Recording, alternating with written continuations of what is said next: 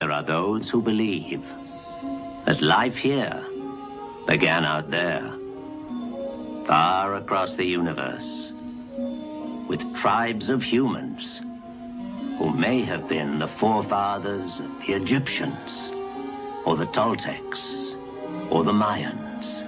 Some believe that there may yet be brothers of man who even now fight to survive somewhere beyond the heavens.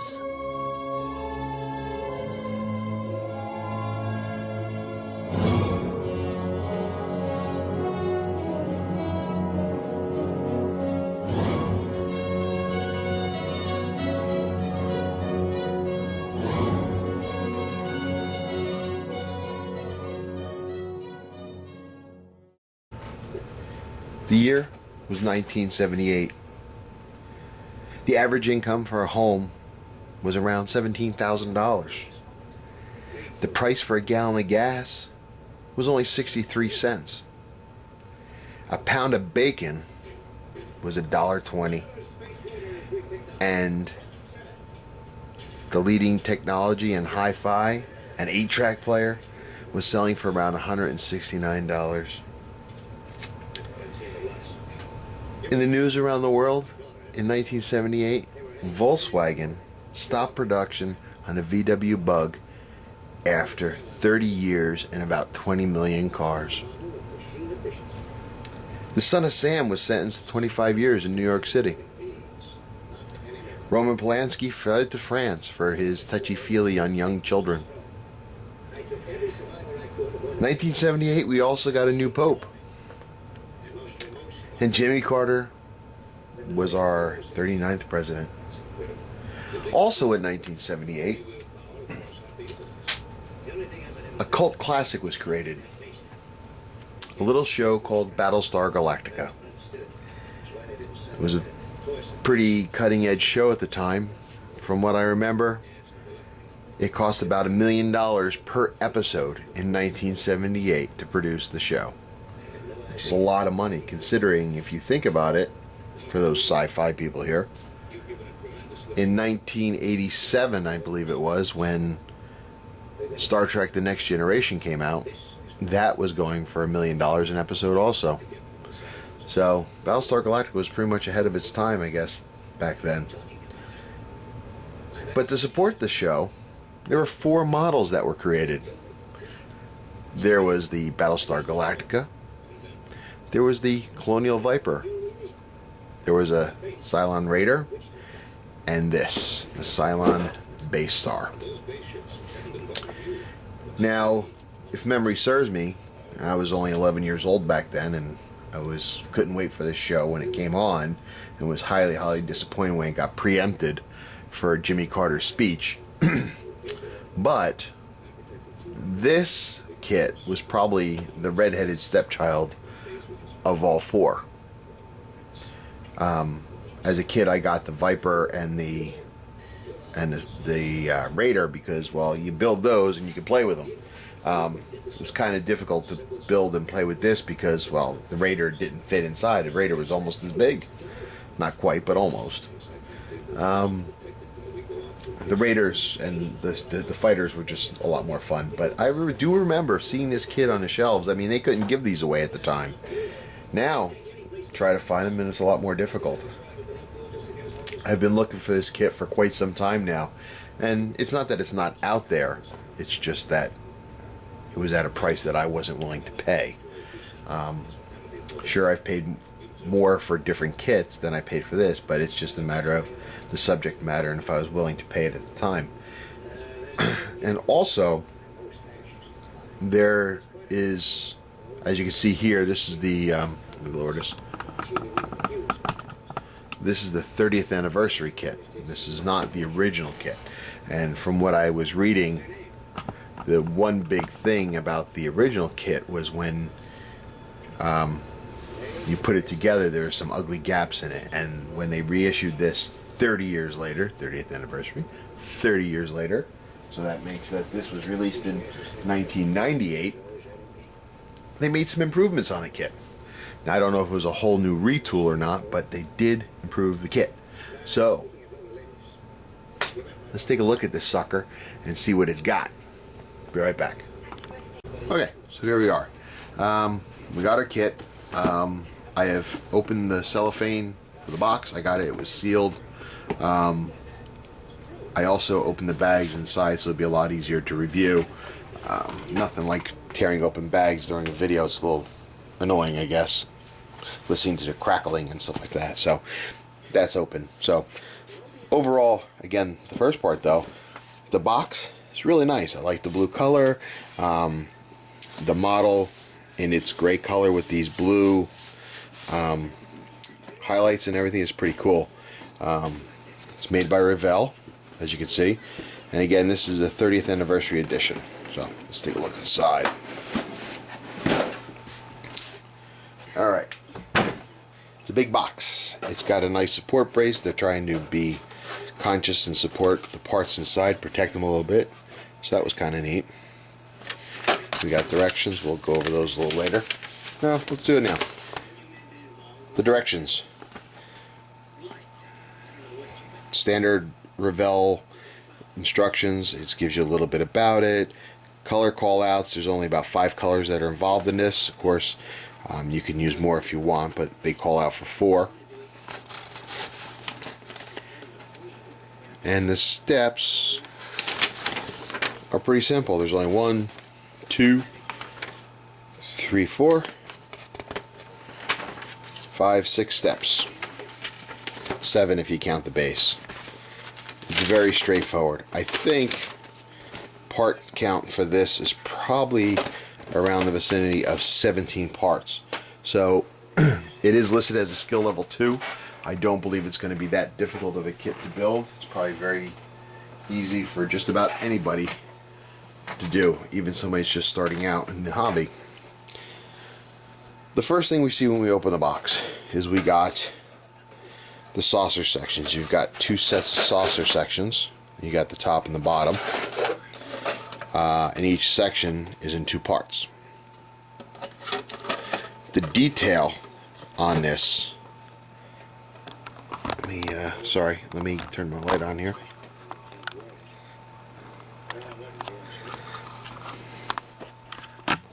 Sorry. The detail on this really is quite extensive. I mean, it's sharp. It's got recessed panel lines all in here. It's got a lot of detail, a lot of detail on here. It's pretty cool. And that goes for the top and the bottom. I mean, they're both pretty intricate.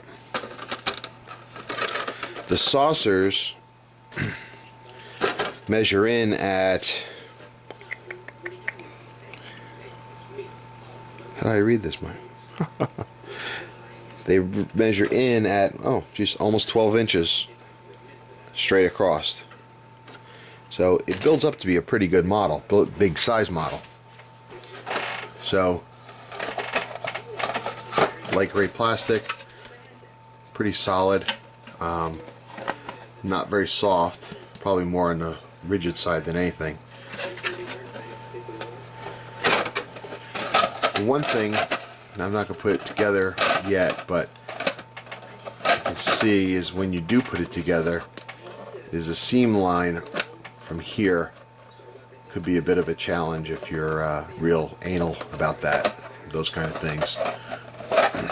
So we've got the saucer sections, upper and lower. They really are detailed well. They really, really are. Next, we've got 1, 2, 3, 4 more sprues in here. One is the base you've got, okay, and then we've got the parts.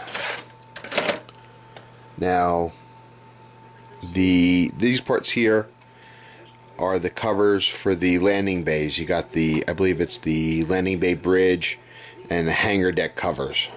Maybe I have them reversed, but that's basically what these are. Okay, so what they do basically is they fit across the section here for the bridge. That would go like so. And then this piece here is going to fit in there. That's where that goes.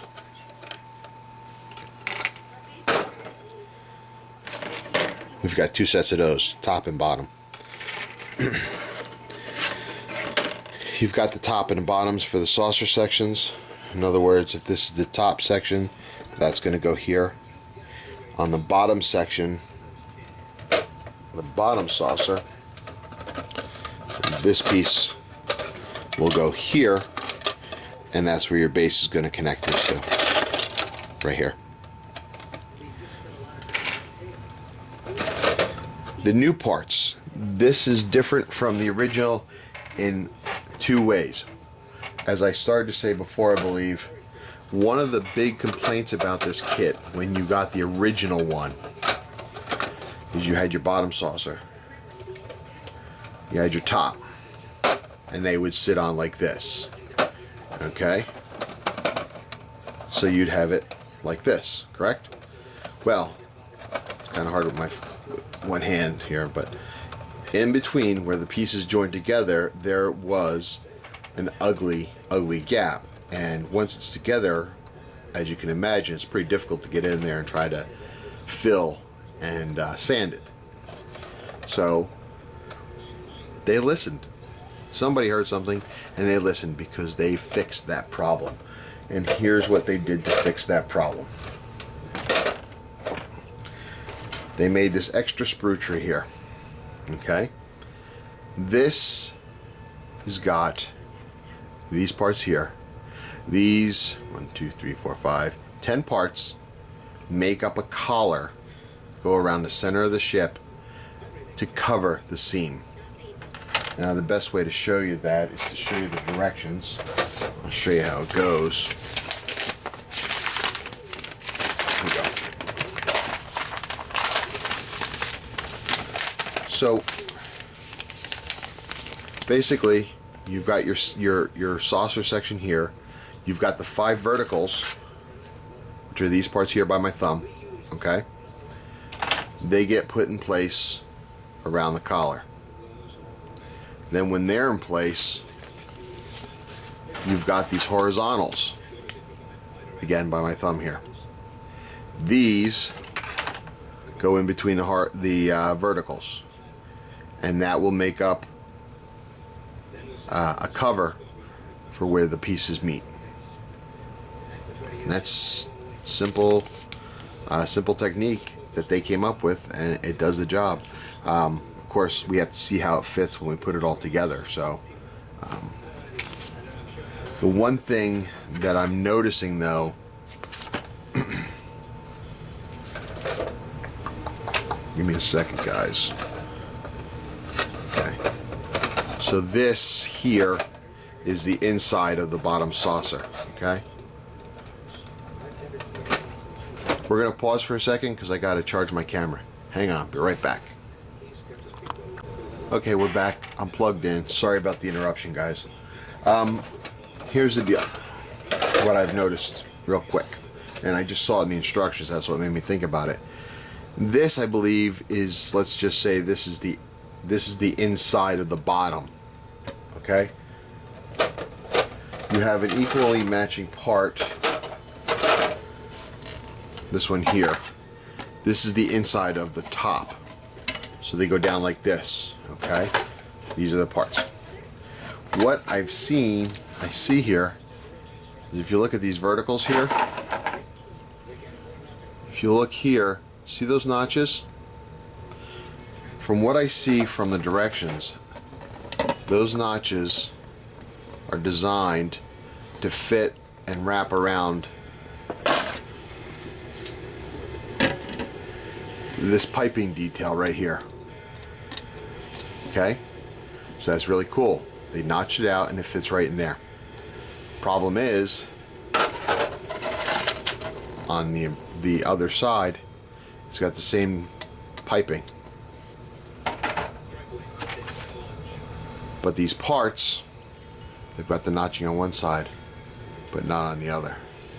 I wonder if that's going to cause a fit issue down the line. Now, if it does, obviously it's pretty simple just to take and file out these notches on the top, but just something that just caught my eye in the instructions, and I see here they don't have. There is one other part that they added to this kit that the original kit didn't have, and that is a mega pulsar cannon. That's what this is. So, let's see. Again, just show you the detail here. I mean, the detail. Hang on, zoom in over here at the light. I mean, some really nice detail.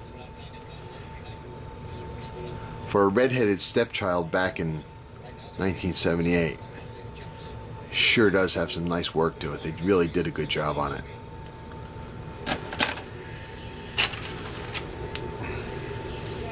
The hanger bridges and the covers, hanger covers.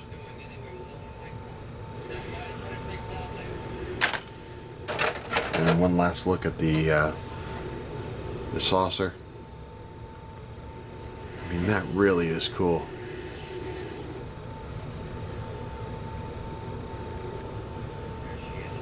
For decals, there really are no decals. I thought when I saw the box, when I first got this and I saw this box, I thought these blue sections were decals, but it turns out they're not. Something that if you like, you have to paint. The only decal is this placard basically for the base. That's all it's got. So that's it. That's the 1978 Cylon Basestar. I hope to get to it relatively soon. There's a couple things on my plate that I need to do first, so I'm going to try to hold off on getting myself on too many projects at once. But that's about it. I hope this was helpful for anybody that's looking for a Cylon Basestar. Keep in mind I haven't built this yet, but my recommendations would be to get the 30th anniversary one and not the original one because of the extra parts. Of course, if there's a big difference in price and you can, you're willing to go that route, please feel free to. Don't let me, dissuade you, but I think you'd be more happier with the 30th anniversary because of the extra parts.